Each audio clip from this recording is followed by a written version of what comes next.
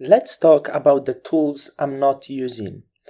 And the first tool I want to talk about in color grading is curves. You've probably seen a lot of Photoshop tutorials on YouTube where the curves are used for color grading, or even levels are used for color grading.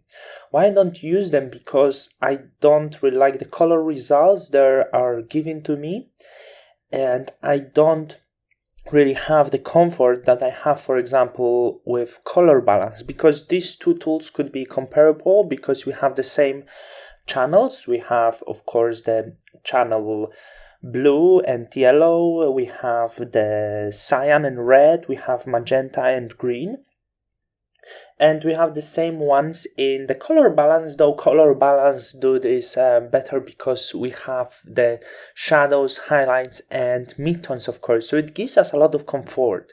That's why I'm using this, and I want to show you how the curves works for those who want to use them. And it's nothing more simple. Remember to change blending mode into color if you don't want to affect the lights and shadows, of course. And we have three different channels. We have red, green, and blue. So the curves is connected with two. We have primary colors like blue, and the secondary color will be yellow to this color. We have green, which when you go up with curve, it will fill it with green, and go down, it will go magenta colors. And then when you look at the curves, we have two spots. One is on the left very bottom, and this represents the shadows, and the top right one represents the highlights. So if you apply the effect on the top, so if you go up with a primary color green and go up, your highlights will be filled with color green. If you go down with your secondary color magenta here, as you can see, the shadows are getting filled with magenta. So that's how curves works. For this image, probably the best way to go would be work with blue, trying to achieve similar results. And what I would do, I would just slightly a little blue into the shadows, as you can see, and go down over here trying to apply some yellow into the highlights. And the other step I would do with the red. With the red, I would go a little bit cyans on the shadows and up with just a little bit red of the highlights. But I just don't really like the result it's giving me. I like to work separately with masks, and I feel working with masks and applying the curves would be too troublesome. But one rule is like, it doesn't really matter what you're going to use, because but by everything you can achieve similar, if not the same results. So that's my processing, very soft, and that would be the curves, maybe a little bit more. If I would do a little bit more work, probably I would get very close to this result I'm having here.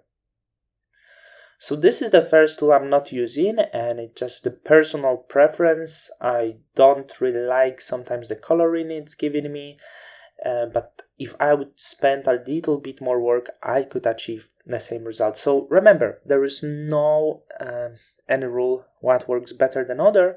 The thing is personal preference and understanding each tool and understanding the colors, how they work. So the primary and secondary colors that you have over here, and working between them, because your work is based a lot on the blues, yellows, reds, greens, magentas, cyans.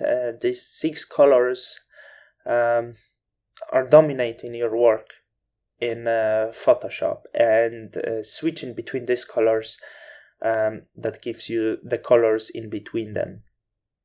So this is the first tool.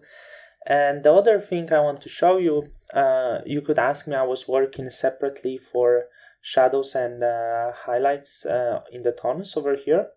And you could ask me why I didn't use, for example, gradient map, which allows me to separate shadows and highlights and allows me for manipulation. So let's try if I could achieve something like that. And I believe I could.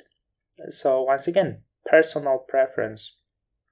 I would go with shadow, and shadow I would go with the hue around 2015 and this soft blue color for it, trying to find the right saturation and luminance. Of course, we want the top left corner, we add in more luminance, and over here, of course, we can apply more saturation. So I will go somewhere in between, not too harsh.